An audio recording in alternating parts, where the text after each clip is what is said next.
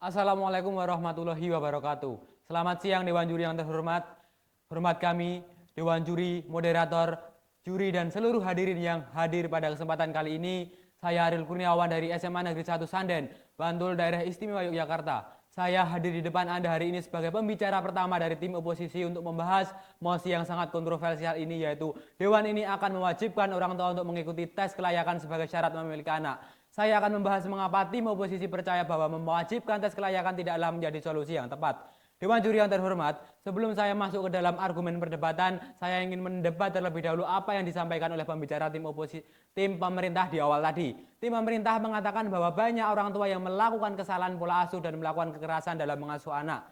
Dewan Juri yang terhormat, hal itu merupakan opini tim pemerintah belaka. Tidak ada data konkret yang mendukung pernyataan tim pemerintah tersebut bahwa banyak orang tua yang salah dan kasar dalam mengasuh. Kemudian pernyataan kedua, tim pemerintah mengatakan bahwa orang tua banyak ditekan oleh lingkungan untuk menikah dan memiliki anak sehingga belum siap secara psikologis untuk memiliki anak. Pernyataan tersebut juga hanya sebuah opini semata yang sangat tidak mendasar. Mereka tidak menyampaikan data konkret yang menyatakan bahwa hal tersebut benar. Ini jelas hanya bualan semata dari tim pemerintah.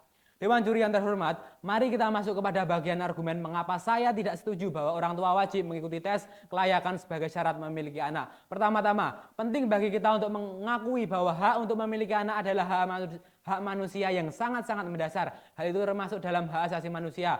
Sesuai dengan pasal 28B ayat 1 yang berbunyi, setiap orang berhak membentuk keluarga dan melanjutkan keturunan melalui perkawinan yang sah. Terdapat 10 hak dasar yang dimiliki manusia, yaitu hak untuk hidup, hak berkeluarga, dan melanjutkan keturunan, hak untuk mengembangkan diri, hak untuk memperoleh keadilan, hak atas kebebasan pribadi, hak atas rasa aman, hak atas kesejahteraan, hak turut serta dalam pemerintahan, hak perempuan, dan terakhir adalah hak anak. Setiap individu memiliki hak atas kebebasan reproduksi dan keputusan dalam membentuk keluarga. Mewajibkan tes kelayakan sebagai syarat memiliki anak akan menjadi campur tangan yang berlebihan dari pemerintah dalam kehidupan pribadi individu. Ini mencerminkan pelanggaran terhadap hak-hak asasi manusia yang diakui secara internasional.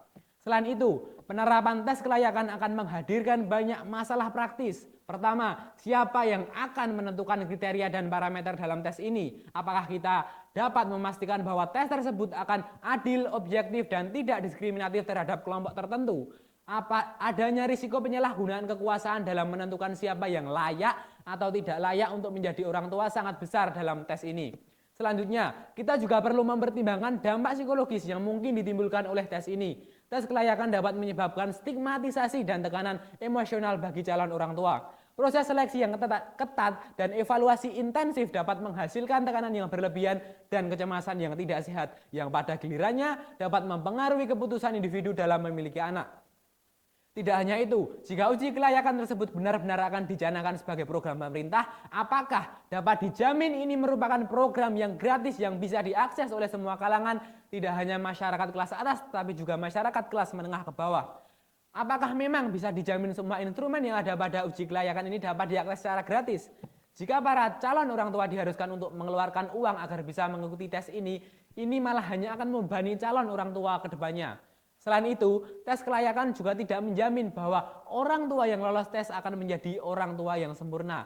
Kualitas menjadi orang tua melibatkan pengalaman, pembelajaran, dan perkembangan seiring waktu.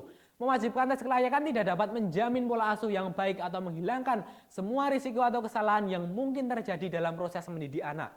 Sebagai gantinya, kita harus berfokus pada pendekatan yang lebih konstruktif dalam meningkatkan kualitas pola asuh dan kesejahteraan anak, membangun program pendidikan yang komprehensif, dan menyediakan sumber daya untuk mendukung orang tua dalam mempelajari keterampilan dan pengetahuan yang diperlukan dalam mendidik anak mereka. Pendidikan dan kesadaran akan pola asuh yang sehat dapat memberikan manfaat yang jauh lebih besar bagi masyarakat daripada mewajibkan tes kelayakan. Dalam kesimpulan, tim oposisi percaya bahwa mewajibkan tes kelayakan sebagai syarat memiliki anak bukanlah solusi yang tepat. Ini melanggar hak asasi manusia dan menghadirkan banyak masalah praktis dan psikologis. Alih-alih itu, kita harus fokus pada pendekatan yang lebih konstruktif seperti pendidikan dan program dukungan untuk meningkatkan pola asuh.